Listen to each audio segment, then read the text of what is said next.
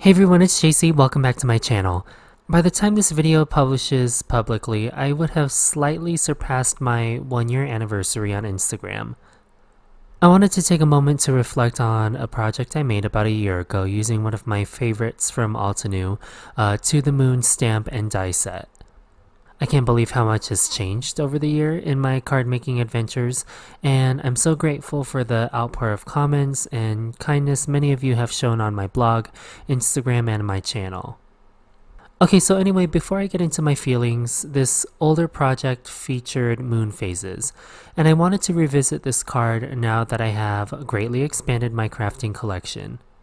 Altenew, for the November 2019 release, has a smaller version of the To the Moon stamp and die set and is great for my budget crafting friends. Before I show you the stamp and die set, I'm going to work on the background. On my glass media mat, I've taped down a slightly larger than 4 1/4 by 5.5 panel of Arches cold press watercolor paper. I'm going to do a quick wash of clean water all over the panel and grab the jet black liquid watercolor refill from Altenew. I use the liquid watercolor instead of, say, a pan color or diluted ink spray or watercolor brush marker because I wanted a dip dye effect rather than a black to white ombre. You'll see what I mean in a second. So I added just 4 drops of the liquid watercolor, and while the pigment was moving, I did a few spritz of clean water on top to get the pigment moving down the panel. Immediately when I was happy with the black and white transition, I took my heat tool and stopped the movement of the pigment by quickly drying the watercolor panel. I was going for a very specific effect of a hard transition between black and white, not a gentle fade. Before working on the focal elements of my card, I added white and black splatters to the watercolor background. I used the pure white and jet black ink sprays to add splatters to the black and white portions of the panel respectively. I set this panel aside to dry and worked on the main foreground elements to this card. So here is the mini moon stamp and die set from Altenew. By the way, I have all the Altenew materials linked below. A stamp positioning tool is going to be very helpful in the completion of this project. If you don't have one, I highly suggest you invest in one, as I have used the one I have constantly.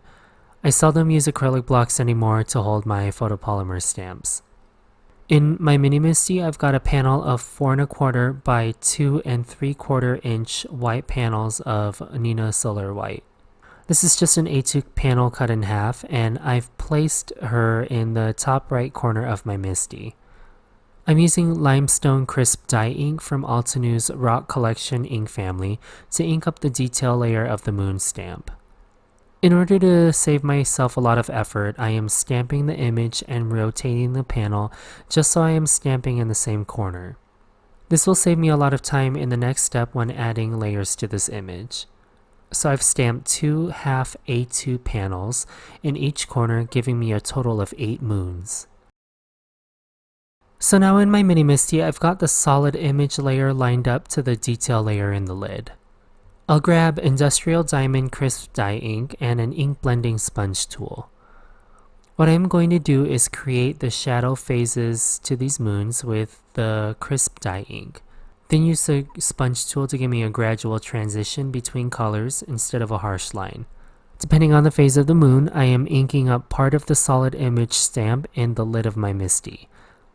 Then I am using the sponge tool to diffuse the line of the ink by pouncing the tool to sort of blur that ink line. So the result of all this effort is a nice diffuse shadow instead of an ink blob on these mini moons. To the side off camera, I've got an image on my phone showing me the 8 main phases of the moon, and this is going to help me know where to apply the ink. Okay, great, so now I've got my 8 moon phases. The reason I cut these panels to half an A2 is because it fits beautifully into my mini blossom die cutting machine from Altenew. The small profile of this mechanical die cutting machine enables me to stay at my desk and remain efficient at crafting. I will use the coordinating mini moon die to cut out the moon images.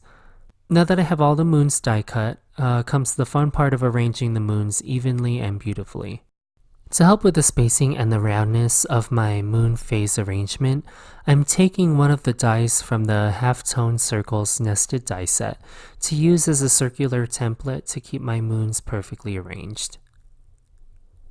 The location of the moons is deliberate as I want to keep the mostly white moons on top of the black portion of the dip-dyed watercolor background from earlier, and vice versa. I'm keeping the darker shadow moons on the bottom of the circular arrangement so that it lays on top of the white background.